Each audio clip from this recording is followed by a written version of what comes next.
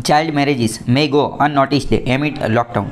Child marriage એટલે કે બાળ વિવાહ જે થતા હોય, બાળ વિવાહ એટલે કે કાયદો એવું કહે છે કે લગ્ન કરવા માટે મહિલાની ઉંમર જે છે 18 વર્ષની હોવી જોઈએ અને જે પુરુષની ઉંમર જે છે 21 વર્ષની હોવી જોઈએ. પરંતુ આની કરતાં નીચે પણ અમુક લોકો જે છે એ લગ્ન કરાવી દેતા હોય, જેને આપણે ચાઇલ્ડ મેરેજ બાળ વિવાહ કહીએ.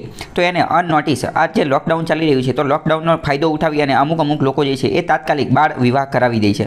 બાળ વિવાહ જે છે એક રીતે ગુનો છે. બાળ વિવાહ થવા જોઈએ નહીં, બરાબર. પ્રાચીન સમયથી તે આ વસ્તુ જે છે એ ચાલેલી આવે છે. બાળકોને હજી એટલી બધી બુદ્ધિ હોય નહીં, બરાબર, તો નાની ઉંમરે એમના લગ્ન ન કરાવી દેવો જોઈએ એવું કાયદો કહે છે. એટલે કે બાળ વિવાહ અટકાવવા જોઈએ. અને બાળ વિવાહની બીજી વાત કરીએ તો લોકડાઉનનો ફાયદો ઉઠાવીને ઘણા બધા લોકો બાળ વિવાહ કરાવી દે છે અને એને અનનોટિસ્ડ એને ધ્યાને લેવામાં આવતા નથી. ગયા વર્ષની વાત કરીએ તો ગયા વર્ષથી ત્યાં પેન્ડેમિક મહામારી જે છે આવી ગઈ છે. તો ઘણા બધા ચાઇલ્ડ રાઇટ્સ એક્ટિવિસ્ટ એટલે કે બાળકોના અધિકારો માટે લડવાવાળા લોકો જે છે એમને એલાર્મ એટલે કે સરકારની ચેતવણી આપેલી હતી કે ઘણા બધા આજે ચાઇલ્ડ મેરેજ થાય છે, પરંતુ તમે એમને અટકાવતા નથી. ખાસ કરીને કર્ણાટકની અંદર આ બધી વસ્તુ કરવામાં આવેલી હતી. અને અત્યારે વાત કરીએ તો બીજું લોકડાઉન પણ આવી ગયું છે અને વેડિંગ્સ એટલે કે લગ્નની સિઝન એ બધું છે, તેમ છતાં પણ અમુક બાળ મેરેજ જે છે એ થઈ જતા હોય છે. વાત કરીએ તો 2180 જેટલા ચાઇલ્ડ મેરેજ જે છે કેસીસ વર રિપોર્ટેડ ઇન કર્ણાટકની અંદર તે 2000ની આજુબાજુ કેસ છે જોવા મળેલા છે. ચાઇલ્ડ હેલ્પલાઇન 1098 છે, એ પણ તમને થોડો ઘણો અંદાજ હોવો જોઈએ. પછી ગયા વર્ષે વાત કરીએ તો 1600 જેટલી ફરિયાદ આવેલી હતી, જેમાંથી 365 જે છે એ આ બાળ લગ્ન સાથે સંબંધિત હતી. બાળ લગ્ન ધીમે ધીમે વધી રહ્યા છે. એની પાછળનું કારણ સમજીએ તો એની પાછળનું એક કારણ એ છે કે પહેલાંના સમયમાં ચાઇલ્ડ મેરેજ જે બાળ લગ્ન જે છે વેડિંગ હોલ એટલે કે જે લગ્ન માટેનો હોલ હોય એની અંદર અથવા ટેમ્પલ્સ મંદિરની અંદર અથવા આવી અલગ અલગ જગ્યાએ થતા હતા. એટલે કે આવા પબ્લિક પ્લેસીસ ઉપર જનતાના સ્થળે થતા હતા. તો શું થાય કે અમુક લોકો કે જે જાગૃત લોકો હોય, અવેરનેસ લોકો હોય, બરાબર, એ ઓથોરિટીને જાણ કરી દેતા હતા, સરકારને અથવા ઓફિસરને, ડીએમને કે આવા કોઈ લોકોને ફરિયાદ કરી દેતા હતા કે અહીંયા આવી રીતે ચાઇલ્ડ મેરેજ બાળ લગ્ન થઈ રહ્યા છે, તો તમે આવી અને કંઈક કડક પગલાં લેવો. પરંતુ અત્યારની વાત કરીએ તો અત્યારે તો લગ્ન જે છે એ હોમ્સ ઘરમાં થતા હોય છે, ઘરની અંદર. તો ઘરની અંદર હવે લગ્ન થતા હોય તો એની અંદર જે ઓથોરિટી હોય, જે ઓફિસર હોય, એમને એટલું બધું એલર્ટ સૂચના મળતી નથી, બાતમી મળતી નથી. એટલે ધીમે ધીમે જે છે એ એનું પ્રમાણ જે છે એ વધી રહ્યું છે. આની પાછળનું બીજું એક કારણ એ પણ છે કે લોકડાઉનની અંદર જે બધા લોકો જે છે એમની ધંધો રોજગારીને એ બધું છીનવાઈ ગયું છે. અને ભારતના સમાજની અંદર એક વસ્તુ જોવા મળે છે કે લડકી એટલે કે ગર્લ છોકરી જે છે એને એક રીતે બોજ તરીકે જોવા મળે છે, બોજ તરીકે એને જોવામાં આવે છે. તો ઘણા બધા લોકો જે છે, ઘણા બધા માતા પિતા જે છે એનું એવું હોય કે એકવાર આના લગ્ન કરાવી દીધા તો મારી ઉપરનો જે બોજો જે છે એ ઉતરી જશે, મારું એક કામ પૂરું થઈ જશે. એક રીતે જે ઇનસિક્યોરિટી, અસુરક્ષિતતા જે છે, એટલે એમને એમ હોય કે આ લગ્ન કરી નાખવી તો કામ પતે, મારી ઉપરથી કામ જે છે ઉતરી જાય, એવું વિચારતા છે. તો આ પ્રકારે એટલે પોતાની જવાબદારી પૂરી થઈ જાય એવું માનતા હોય છે. એટલે ફટાફટ એમના લગ્ન થઈ જાય એવી એમને કોશિશ કરતા હોય છે. Some activist and organisation have raised the issue with અમુક લોકો જે છે એમને આ WCD એટલે શું તો કે વિમેન એન્ડ ચાઇલ્ડ ડેવલપમેન્ટ, મહિલા અને બાળ વિકાસ મહિલા અને બાળ વિકાસનું જે મંત્રાલય જે છે એમને પણ આના વિશે જણાવેલું હતું કે આની માટે કંઈક પગલાં ભરવા જોઈએ. ભારતની અંદર ચાઇલ્ડ મેરેજ એટલે કે બાળ લગ્ન અને એની સાથે જોડાયેલા મુદ્દાઓની થોડી વાત કરીએ તો ચાઇલ્ડ મેરેજ જે છે એ કોની સાથે જોડાયેલું છે તો કે higher rates of sexually transmitted infection including HIV. જો બાળ લગ્ન કરાવી દેવામાં આવે તો જે સેક્સ્યુઅલી ટ્રાન્સમિટેડ ઇન્ફેક્શન એટલે કે શારીરિક રોગો જે છે એની અંદર પણ વધારો જોવા મળે છે. આવું બધું રિસર્ચના આધારે જોવા મળે છે. શારીરિક રોગો જેવા કે HIV ને એ બધા એઇડ્સને આ બધા રોગ જે છે એમાં વધારો જોવા મળે છે. બીજી વાત કરીએ કે ડિલેસ ઇન ડેમોગ્રાફિક ડિવિડન્ડ. ડેમોગ્રાફિક ડિવિડન્ડનો મતલબ શું એ સમજો.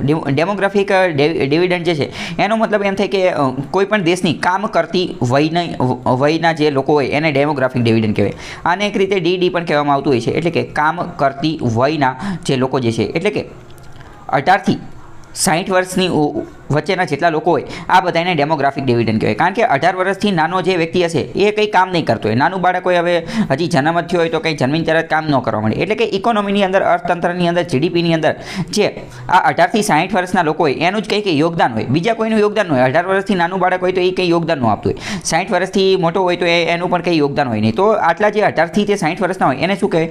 ડેમોગ્રાફિક ડિવિડન્ડ કહેવાય. તો એની અંદર મોડું જોવા મળી રહ્યું છે, ડિલે જોવા મળી છે. કેમ એ જોઈએ તો child marriage contributes to larger families and in turn population growth. Child marriage એટલે કે બાળ લગ્ન કરાવી દીધા હોય તો એના કારણે મોટી ફેમિલી થતી હોય છે. મોટી ફેમિલી કઈ રીતે થાય એટલે કે બાળ લગ્ન કરાવી દીધા હોય તો અત્યારે એવી વસ્તુ જોવા મળે છે કે એક હસબન્ડ હોય, એક વાઈફ હોય અને એના 2 પુત્ર હોય, બરાબર, વધીને 2 પુત્ર એવું કહેવામાં આવતું હતું કે હમ દો ઓર હમારે દો. પરંતુ ચાઇલ્ડ મેરેજ થાય છે એના કારણે જે છે એ ફેમિલી, પરિવારની જે સાઇઝ જે છે એ વધી જાય છે. 2 કરતાં 3, 4, 5 બાળકો જે છે કરી નાખે છે. અને પોપ્યુલેશન ગ્રોથ, વસ્તી જે છે આપણી માટે હેડેક છે બહુ મોટો, સરદર્દ છે બહુ મોટો, માથાનો દુખાવો છે, બરાબર, એવું સરકારનું કહેવાનું થાય છે કે અમે આ વસ્તી વધારો જે છે એના કારણે અમે વ્યવસ્થિત પોલિસીને એ બધું ઇમ્પ્લિમેન્ટ કરી શકતા નથી. બીજી વાત કરીએ તો આના કારણે ડિલે ઇન ડેમોગ્રાફિક ડિવિડન્ડની અંદર ડિલે મોડું જોવા મળે છે અને એના કારણે પછી રિડ્યુસ્ડ ફર્ટિલિટી અને આ બધી વસ્તુ પણ જોવા મળે છે. અને એક વસ્તુ સમજો કે કોઈ પણ મોટું ફેમિલી હશે, બિગ ફેમિલી હશે, મોટું ફેમિલી એટલે કે એક માતા પિતા હશે અને એમના માની લો કે 5-6 બાળકો હશે, તો આના કારણે શું થશે કે આ જે 5-6 બાળકો જે છે એમના એજ્યુકેશન શિક્ષણ ઉપર એટલો બધો ખર્ચ કરી શકાશે નહીં, એમના હેલ્થ સ્વાસ્થ્ય ઉપર પણ એટલો બધો ખર્ચ કરી શકાશે નહીં, ખાસ તો એજ્યુકેશન ઉપર નહીં કરી શકાય. એજ્યુકેશન ઉપર અત્યારે ખર્ચ કરશે નહીં એટલે એ ભણશે નહીં એટલે કંઈ સ્કિલ ને એવું બધું આવડતું નહીં, આવડત ને એવું બધું થશે નહીં, તો આગળ જતાં બેરોજગાર બની જશે તો સરકારની માથે તે એનો બોમ્બ ફોડશે કે તમે કંઈ કામ કરતા નથી, રોજગારી આપતા નથી, બરાબર. તો બીજી વાત કરીએ કે children married at young age do not understand the responsibility. બાળ લગ્ન કરવામાં આવે તો બાળકો શરૂઆતની અંદર રિસ્પોન્સિબિલિટી, લગ્નની જે જવાબદારી હોય એ સમજતા નથી. આના કારણે શું થાય છે? લેક ઓફ અન્ડરસ્ટેન્ડિંગ હોતી નથી, એટલે કે જે નાનો બાળકને જે બાળકી જે છે એના લગ્ન કરાવી દીધા એની અંદર અન્ડરસ્ટેન્ડિંગ, સમજણ ને એ બધું હોતું નથી. ફેમિલી મેમ્બરને આવું બધા લોચાને એવું બધું થતું હોય છે, ઇનસિક્યુરિટી, ઇન્સ્ટિટ્યુશન ઓફ ફેમિલી, તો આ બધી વસ્તુ છે. બીજી વાત કરીએ તો ઇમ્પેક્ટ ઓન ચાઇલ્ડ બ્રાઇડ એટલે કે જે લડકી જે છે, જે નાની છોકરી જે છે, એટલે કે 18 વર્ષ કરતાં નીચેની છોકરી જે છે કે જેના બાળ લગ્ન કરાવી દીધા છે, તો એની ઉપર ખૂબ મોટી ઇમ્પેક્ટ અસર પડતી હોય છે, બરાબર. ભૂતકાળમાં એક સિરિયલ આવતી હતી આનંદીની જગ્યાની ની બધાની, એની અંદર આ ચાઇલ્ડ મેરેજની વાત કરવામાં આવેલી હતી, બરાબર. તો જો એટલે કે 18 વર્ષ કરતાં નાની બાળકી હોય એના લગ્ન કરાવી દે, એના ઘણા બધા અધિકારોનું ઉલ્લંઘન થતું હોય છે. તો જે નાની છોકરી જે છે એના રાઇટ ટુ એજ્યુકેશન, શિક્ષણનો અધિકાર, રાઇટ ટુ રેસ્ટ, આરામ કરવાનો અધિકાર, પછી right to protection from mental and physical abuse, આ બધી વસ્તુના અધિકારો જે છે એ એના છીનવાઈ જાય છે, બરાબર. એ રેપનો શિકાર પણ બની શકે છે, સેક્સ્યુઅલ એક્સપ્લોઇટેશન, શારીરિક રીતે એનું શોષણ કરવામાં આવે, આવો બધો શિકાર પણ બની જાય છે. મેન્ટલ, માનસિક રીતે પણ એને ત્રાસ મળે છે, ફિઝિકલ, શારીરિક રીતે પણ એનું એબ્યુઝ, દુરુપયોગ ને એવું બધું થતું હોય છે. તો આ બધા પણ એક સમસ્યા રહેલી છે. ચાઇલ્ડ બ્રાઇડનો મતલબ થાય વધુ એટલે કે જે લગ્ન કરેલા હોય, બરાબર. બ્રાઇડ એન્ડ ગ્રૂમ, બરાબર. તો વર અને વધુ હોય તો વર હોય એને ગ્રૂમ કહેવાય, બ્રાઇડ એટલે કે જે પત્ની હોય એટલે કે જે વધુ હોય એ, બરાબર. Child brides often have to give up there education, કારણ કે જેવા તે લડકી છોકરીના જ્યારે લગ્ન થાય તો એને શું કરવું પડે છે? પોતાનું એજ્યુકેશન, શિક્ષણ જે છે એ છોડવું પડે છે અને એની બદલે હાઉસ હોલ્ડ રિસ્પોન્સિબિલિટી, ઘરની જવાબદારી જે છે એ સ્વીકારવી પડે છે, ઘરનું બધું કામ કરવાનું, કચરા પોતાનું ખાવાનું બનાવવાનું, રોટલી શાક ને આવું બધું, તો એનું એજ્યુકેશન, શિક્ષણ જે છે એ છોડાઈ જાય છે. Since child brides are not able to complete, અને આના કારણે જે છોકરી જે છે એ પોતાનું શિક્ષણ પૂરું કરી શકતી નથી, એટલે એ ડિપેન્ડન્ટ બની જાય છે, પોતાના પરિવાર ઉપર, પોતાનો જે પતિ જે છે એની ઉપર ડિપેન્ડન્ટ, એની ઉપર આધાર રાખતી બની જાય છે, કારણ કે પોતે તો કંઈ કામ કરી શકતી નથી, શિક્ષણ પણ લઈ શકતી નથી આના કારણે એક ખૂબ બિગ હર્ડલ, ખૂબ મોટી સમસ્યા ઉદ્ભવી જાય છે. કોની અંદર? જેન્ડર ઇક્વાલિટીની પણ ખૂબ મોટી સમસ્યા થઈ જાય છે. વર્લ્ડ ઇકોનોમિક ફોરમ દ્વારા, બરાબર, વર્લ્ડ ઇકોનોમિક ફોરમ દ્વારા આ જેન્ડર ઇક્વાલિટી માટેનો જે એક ઇન્ડેક્સ છે રજૂ કરવામાં આવે છે અને ભારતનું સ્થાન એની અંદર ખૂબ ઓછું હોય છે, તો આ પણ તમને ખબર હોય છે. Devastating repercussion of the health of the child bride, પછી જે નાની છોકરી જે છે, બરાબર, કે જેના લગ્ન થઈ ગયા છે, તો એના હેલ્થ, સ્વાસ્થ્ય સાથે જોડાયેલા અમુક મુદ્દા જે છે એ પણ ધ્યાને લેવામાં આવે છે, કારણ કે હવે માની લો કે બાળ લગ્ન થઈ ગયેલા છે અને પછી એ તાત્કાલિક પ્રેગ્નન્ટ થઈ જાય તો એ માતા બની જાય છે, અને પછી એટલી એ જે ઉંમરે માતા બને તો એ ઉંમર એની માટે યોગ્ય હોતી નથી, તો ઘણી બધી વાર એનો જીવ પણ જતો રહેતો હોય છે, અથવા તો બાળકનો જીવ જતો રહેતો હોય, તો આવું બધું થતું હોય છે. આપણે બીજી વાત કરીએ કે સરકાર દ્વારા કયા ઇનિશિયેટિવ, કઈ પહેલ કરવામાં આવેલી છે બાળ લગ્ન જે છે એને અટકાવવા માટે. પહેલાં તો વાત કરીએ child marriage restraint act of 1929. 1929નો એક કાયદો છે કે જેના દ્વારા ચાઇલ્ડ મેરેજ રિસ્ટ્રેન્ટ એટલે કે અટકાવ, બાળ લગ્ન અટકાવવા માટેનો એક કાયદો છે જે ચાઇલ્ડ મેરેજને અટકાવવાનું કાર્ય કરે છે.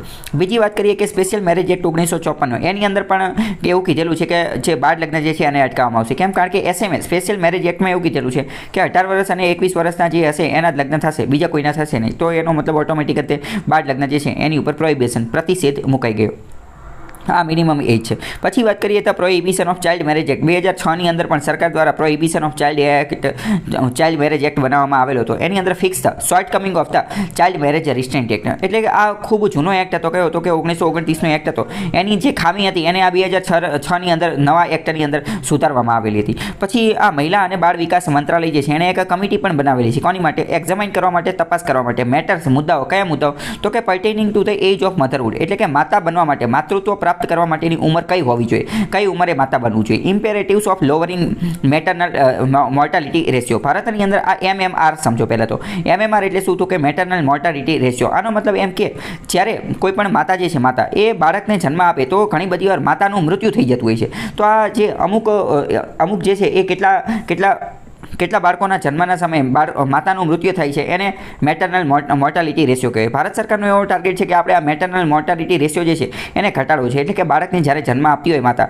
ત્યારે એનું મૃત્યુ થવું જોઈએ. જનરલી આ મૃત્યુ કેમ થતું હોય? કારણ કે જે માતા જે છે માતા એની પરિસ્થિતિ, એની જે હેલ્થ સ્વાસ્થ્ય જે છે એ યોગ્ય હોતું નથી, એ યોગ્ય હોતું નથી. અને આ મોટે ભાગે કોના આધારે જોવા મળે? તો કે ચાઇલ્ડ મેરેજ, બાળ લગ્નના આધારે જોવા મળતું હોય છે. બીજી વાત કરીએ, ઘણી બધી વિમેન મહિલાઓની અંદર ન્યુટ્રિશન લેવલ, પોષક તત્વોનું, પોષણનું યોગ્ય પ્રમાણ હોતું નથી. આ કમિટી જે છે એને હેડ અત્યારે કોણ છે? તો કે જયા જેટલી છે. જયા જેટલી દ્વારા આ કમિટી બનાવવામાં આવેલી હતી, જેણે આ એક્ઝામિનેશન ચેક કરેલું હતું.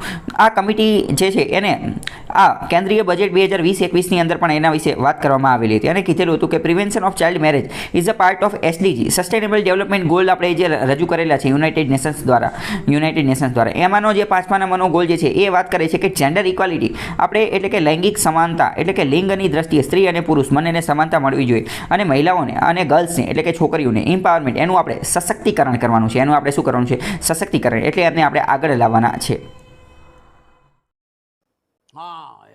लेकिन वो एक माँ भी है, एक बहन भी है, एक बेटी भी है, एक बीवी भी है और देन अगेन अपनी मुल्क की एक औरत है. तो मर्द भी तो एक बाप भी, एक बेटा भी, एक भाई भी, एक चाचा भी, एक फूफा भी, एक नाना भी, एक दादा भी.